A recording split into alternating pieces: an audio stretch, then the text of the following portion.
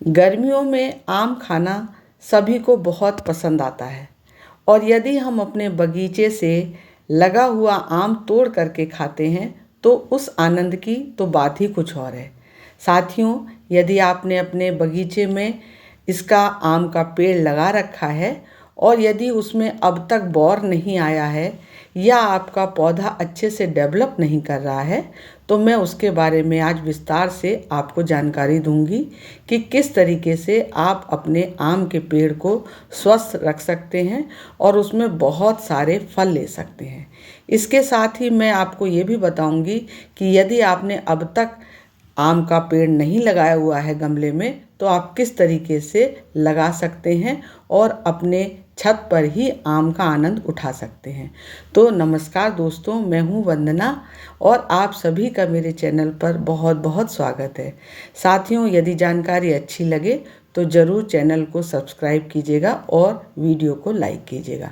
तो दोस्तों, ये आप देख रहे हैं मेरे बगीचे में छत पर मैंने इसको आम के पेड़ को अपने गमले में लगा रखा है। तो आप जानते हैं साथियों कि ये जो फरवरी से लेकर के अप्रैल तक का समय होता है ये बेस्ट टाइम है जब आप, यदि आपके पास नहीं है तो आप अपना नया पौधा गमले में लगा सकते हैं। यदि आप फरवरी से अप्रैल में लगाते हैं तो इसका बहुत अच्छा डेवलपमेंट होगा और या फिर आप मानसून में लगाइएगा इसको जुलाई से सितंबर के बीच में, तब भी ये अच्छा डेवलप होगा। और जो भी आप वैरायटी लगाइए उसमें बौनी आपकी प्रजाति जो है वो वही आप लगाइए, क्योंकि गमले में छोटा कंटेनर होने की वजह से ये जो डॉर्फ जो होती हैं यही आपकी किस्में डेवलप हो पाती हैं और आपको आम दे सकती हैं। इसमें आप ग्राफ्टेड जो है वो आम लीजिएगा, वही लगाइएगा। तो साथियों, यदि आपने लगा रखा है, आपका पौधा लगा हुआ है और उसमें नहीं आ रहे हैं बौर, तो फिर आप सबसे पहले उसमें दीजिए नीम की खली दीजिए। नीम की खली साथियों आप इसको 15 दिन में एक बार दे दीजिए और 1 चम्मच आप जैसे साधारण फूल वाले पौधों को देते हैं, लेकिन इसमें आपको कम से कम जो है वो 50 ग्राम से लेके 100 ग्राम तक की मात्रा देनी होगी, जैसा आपका पौधा है। यदि आपका बहुत बड़ा पौधा है तब आप 100 ग्राम भी दे सकते हैं। इसमें आपको क्या होगा कि इसमें प्राकृतिक पोषक तत्व हैं और एंटीबैक्टीरियल गुण होते हैं इसमें, तो ये आपके आम के पेड़ को जो है वो पोषण देगा और साथ में जो है वो मिट्टी की गुणवत्ता में भी सुधार करेगा। तो ये वाली आपकी जो नीम की खली है ये आप ज़रूर दीजिए, इससे आपकी फलों की संख्या भी बढ़ेगी। जब आपके बहुत सारा बौर आएगा तब आपका बहुत संख्या में भी फल आएंगे। अब साथियों, यदि आप नया पौधा लगाना चाहते हैं तो वो आपका बेस्ट टाइम है। आप फरवरी से लेकर के अप्रैल के बीच में कभी भी लगा सकते हैं और इसको आपको लगाने के लिए आपको मैंने बताया कि आप कोई भी लीजिए, लेकिन आपको कोई बौनी प्रजाति का ही लेना चाहिए आपको। और जो आपका गमला है वो गमले में आपको देखना है कि ड्रेनेज होल सही से हो, बहुत ज़्यादा उसमें पानी जमना नहीं चाहिए, क्योंकि यदि पानी जमेगा तो फिर आपका पौधा जो है वो सड़ भी सकता है। और इसका जो साइज़ है साथियों 20 से 25 इंच गहरा लीजिए आप, चौड़ा गमला होना चाहिए आपका। आप चाहे ग्रो बैग में लगाइए या फिर आप प्लास्टिक में लीजिए, लेकिन आपका साइज़ जो है वो 20 से 25 इंच गहरा होना चाहिए। साथ में ये जैसे मैं गिट्टी ऐसे लगा रही हूँ, जब आप गमला भर रहे हैं तो इसमें इस तरीके से गिट्टी लगा दीजिए और तब आप अपने पौधे को लगाइए। और उसमें जो है मिट्टी का जो रेशियो है वही आप रखिएगा, 50% साधारण मिट्टी रखिएगा उसमें और बाकी 30% आप इसमें वर्मी कंपोस्ट डाल लीजिएगा और बाकी जो है आप इसमें रेत मिला लीजिएगा। उससे क्या होगा, आपके पौधे को अच्छा पोषण मिलेगा। अब साथियों, यदि आपने गमला भर लिया, लगा लिया है और आपका पौधा जो है वो करीबन 6 महीने का हो चुका है और उसके बाद भी आपके पास अभी उसमें फूल नहीं बन रहे हैं, तब फिर आप इसमें वर्मी कंपोस्ट डालिए। हर 15 दिन पर डालिए साथियों। जब तक आपके इसमें फूल नहीं आ जाते हैं तब तक आप हर 15 दिन पर वर्मी कंपोस्ट डालिए।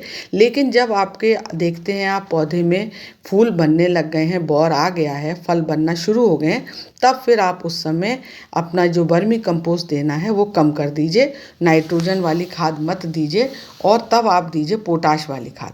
उससे क्या होगा कि आपके फल के विकास में और मिठास को बढ़ाने में वो हेल्प करेगी। अदरवाइज़ आपकी पत्तियां पत्तियां ही बनती जाएंगी, नाइट्रोजन देते जाएंगे आप तो पत्तियों पर ही बनती जाएंगी और आपका फल बनना शुरू नहीं होगा। तो फल जब आपका बनने लगे तब फिर आप इसे पोटाश वाली खाद दीजिएगा। उसमें आपको जो जो खाद देनी है वो अब मैं अभी आपको बताती हूँ कि कौन कौन सी आप खाद देंगे। साथियों, अपने पौधे की आप जो है वो जब आपका बौर नहीं आया है तब आप उसकी छटाई भी ज़रूर करिए, पौधे को झाड़ी नुमा आकार देने के लिए, और बेहतर आपको फलन भी मिलेगा उससे। आप उसकी प्रूनिंग भी हल्की हल्की पहले करते रहिएगा। यदि आप गुठली से आप पौधा लगाएंगे तब तो आपको 6 से 8 साल लग जाते हैं फल देने में, और यदि आप ग्राफ्टेड लगाएंगे तो आपको 3 साल में ही ये आम का पौधा फल देने लगता है। जो कलमी आम होता है वो जल्दी फल देता है और वो गुणवत्ता भी अच्छी होती है, उसमें अच्छे आम भी बनते हैं। साथियों, अब आपकी बात करें कि वैरायटी आप कौन सी लगा सकते हैं, तो अमरपुरी भी आती है, इसकी वैरायटी बौनी होती है, वो छोटे गमले में लग जाएगी। एक अल्फांसो आता है, हापुस भी किसे कहते हैं हम लोग, तो ये भी छोटे आकार का पेड़ बनता है, इसमें गमले में ठीक से डेवलप हो जाता है। और दशहरी आम भी आप इसमें लगा सकते हैं, यदि उचित देखभाल करते हैं तो वो भी आप इसमें गमले में लगा सकते हैं। इसी तरीके से एक और आता है, मैंगीफेरा इंडिका आता है, या नैमडॉर्फ आता है। ये आम की एक हाइब्रिड किस्म है, तो इसको भी आप लगा सकते हैं गमले में, बहुत अच्छे से ये डेवलप हो जाता है। लेकिन आप जब भी लगाइए तो तेज़ गर्मी में मत लगाइएगा, बहुत सर्दी में नहीं लगाइएगा। इसका जो समय है फरवरी से अप्रैल, उसमें लगाइए। अब साथियों, यदि आपके पौधे में अभी तक नहीं आ रहा है बौर, तो उसके लिए आपको क्या करना है, एक तो मैंने आपको बताया है कि नीम की खली आप दीजिए। अब जो दूसरी खाद आपको देना है वो ये दाने आप देख रहे हैं, ये हैं दाने DAP, ये डाई अमोनियम फास्फेट है दोस्तों।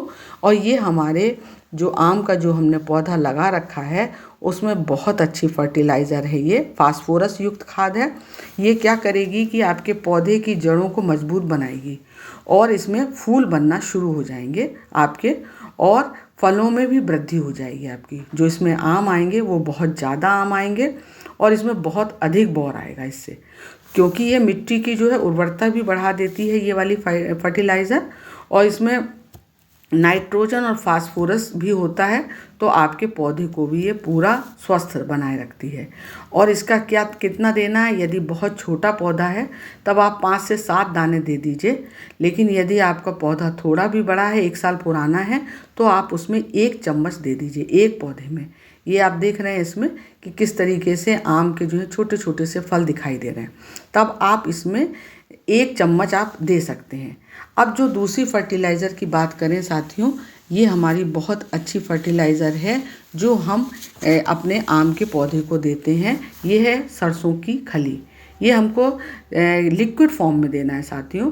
जब हमारे इसमें बन गए हैं, फल बनने लग गए हैं, फूल आ गया है, इसमें हल्के हल्के फल दिखने लग गए हैं, तभी हमको इसको देना है। ये बहुत अच्छी बेहतरीन जैविक खाद है और ये पौधों के लिए बहुत सारे पोषक तत्व देती है।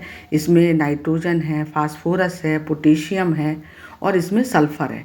इसकी वजह से क्या होगा कि ये जो है जड़ों को मजबूत बनाएगी, क्योंकि इसमें फास्फोरस है, तो इसमें जो आपके फूल आएंगे और फल आएंगे उसमें ये हेल्प करती है। जब ये आप फर्टिलाइज़र डालते हैं तो जड़ों से ये आपके पौधे में पूरा पहुंच जाती है ऊपर तक, और आपके फूल बनाने में मदद करती है और फल बनाने में मदद करती है।